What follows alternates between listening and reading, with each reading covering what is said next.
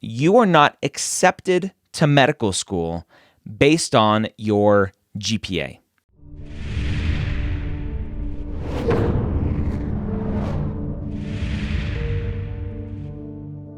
The Old Premeds podcast, session number 274. Welcome to the Old Premeds podcast. My name is Dr. Ryan Gray. And before we jump into our great question today, I want to let you know that MCAT registration, if you're listening to this sometime around when this comes out at the end of April 2021, registration is now open for the next several months for the MCAT. Go check out blueprintprep.com or blueprintmcat.com, probably the best, most memorable link nowadays, blueprintmcat.com, for links to all of the dates that are now available to register, as well as sign up for your free account, where you get a free half-length diagnostic, free full-length one, which we've been covering on the MCAT podcast, as well as access to their amazing study planner tool. I want to let you know it's a common issue with registration right now that if you delay registering, you may have to travel. You may have to stay at a hotel, travel to get an MCAT location, a seat on the test day that you want.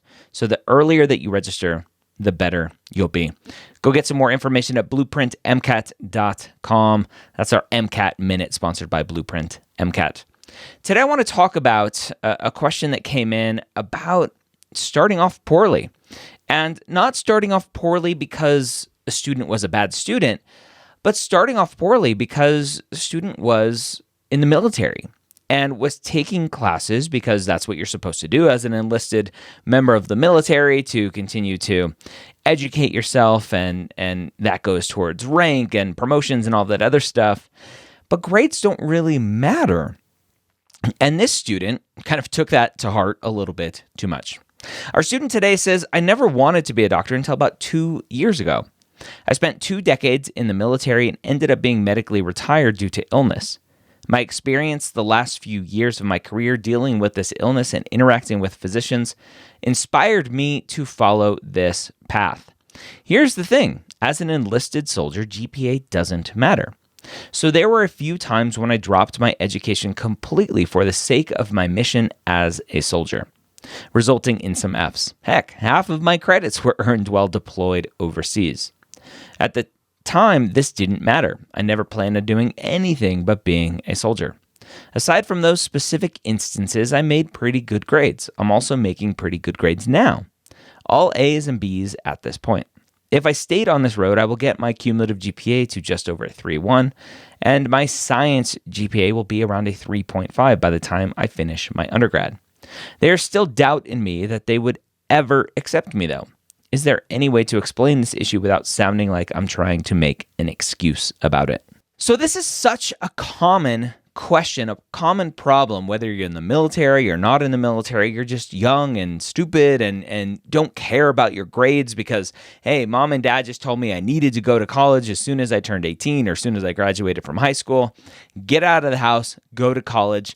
And you just weren't really motivated.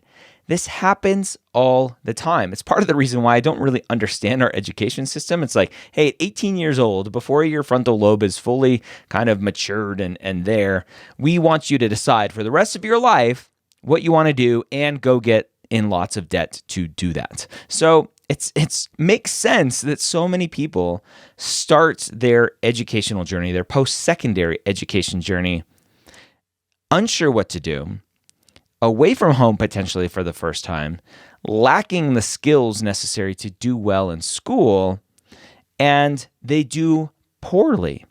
And it's not a reflection on their academic ability. It's not a reflection on their IQ or how smart they are. It's a reflection on being young. And unfortunately, that punishment causes lots of problems in the future. The punishment of being young and silly in college, the punishment is you're going to have to work a lot harder in the future to improve your grades. Now, luckily, you are not accepted to medical school based on your GPA. Now, it sounds weird when I say it that way, and I've never really talked about it that way before, but you're not accepted to medical school based on your GPA. You're accepted to medical school based on your academic readiness to do well in medical school. And yes, some schools will filter based on GPA, and sometimes, luck of the draw, you get filtered out before someone actually ever sees your application and sees that your academic readiness shows that you are going to crush medical school. Assuming you'll crush medical school, right? Your final GPA number, especially for a student like this, doesn't look good. But luckily, medical schools are not accepting you based on that number. They are accepting you based on academic readiness. What does that look like? Well, it looks like your trend. This is something I talk about all the time. What is the story behind the number? And when you go onto Student Doctor Network, you go onto Reddit, students never talk about this. They only talk about, oh, I have a 3.4. Oh, I have a 3.2. Okay, what does that mean? What is the story? So if you're listening to this and you go on Student Doctor Network, you go on Reddit, you find value there, great. Make sure that you are asking those questions. If someone posts a question, says, hey, I have a 3.3, what are my chances? Say, well, I don't know. I don't know what a 3.3 looks like. What's the story behind that number? The context of that number matters so much more than just the number itself. Sure, a 4.0 student is great, right? We all love the 4.0 student. But what happens when that 4.0 student, who likely hasn't, right, making assumptions here, who likely hasn't had a lot of challenges academically because they have a 4.0, gets punched in the face in medical school? Medical school admissions offices and officers and reviewers aren't going to know how this student is going to react when they get punched in the face. A student who may have a lower overall GPA, like this student here, cumulative GPA of just over a 3.1, that doesn't look great on the face of things. But when you peel back like an onion and you get the story and you go back and you see, oh, lots of Fs. What's going on here? Let me look more recently. Ooh, lots of A's. That tells a story of someone who either just wasn't ready to be a college student, someone who was in a profession where grades didn't matter, but kind of still went to school anyway and just gave up on grades in some classes. And then at some point, a switch happened. And that student now, with either stability or conviction in what they wanted to do, whatever that looks like, shows, hey, I have the academic ability to do well in medical school. My overall GPA doesn't look great, but here's the story. Open up the book and see my trends skyrocket as soon as I realize that this is the path that I want. Medical schools now have an assumption that when you get punched in the face in medical school, that student's going to do well because they've already been punched in the face. Or maybe they just didn't care. They weren't really punched in the face. But there's more context around that number. That's important. Medical schools are not accepting you based on that final number. They're accepting you based on the story behind those numbers. And so for this student, you're going to have to tell the story. The question is, where do you tell that story? Is it meant for your primary application, your personal statement? Potentially. I talk in my personal statement book how you can have a red flag statement in your personal statement. I think that's okay. I think it could go in secondary essays, kind of a, is there anything else you want to tell me? Or a lot of schools will say, hey, do you have any grades less than a B-? Tell us about those grades. It could go there. If you're applying to TMD-SAS, there's an optional essay, kind of anything else you want to tell us. You could potentially write about it there. There are lots of options, and at the end of the day, the best thing that you can do is tell your truth. The truth is, hey, I went to school, I was just floating by because it wasn't important, and I would rather focus on the mission than get good grades, and that it is reflected there. And it wasn't until 2 years ago when I realized I wanted to be a physician that I started really focusing on my grades. And you can see that I've done fine. Let the medical schools understand very briefly what that story looks like. Your transcripts will be the biggest storyteller for you. Your transcripts will be the biggest advocate for you.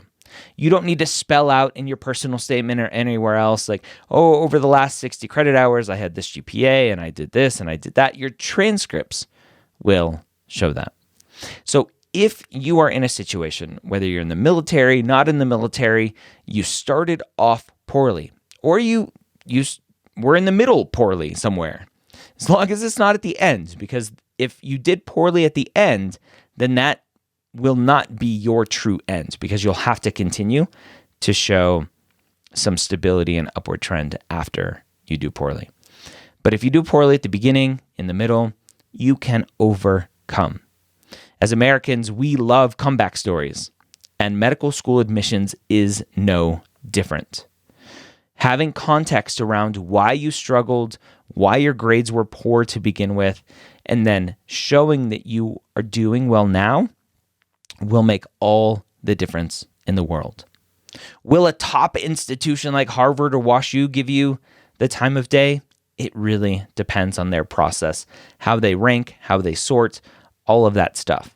But there will be a medical school, many medical schools out there, who will look at students like this with lower overall GPAs, an average science GPA is 3.5 here, and give them plenty of opportunity to continue to tell their story in an interview so that they can get an acceptance to medical school.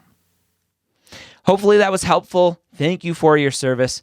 Good luck on your journey to medical school. Don't forget to check out blueprintmcat.com, where you can get free half-length diagnostic, free full-length one, which we're covering on the MCAT podcast, as well as awesome study planner tool and lots of other goodies. Go check them out, blueprintmcat.com. Thank you, Blueprint, for sponsoring the MCAT Minute, and go register for your exam if you're taking it soon. Have a great day. We'll see you next time here on the Old Premeds podcast.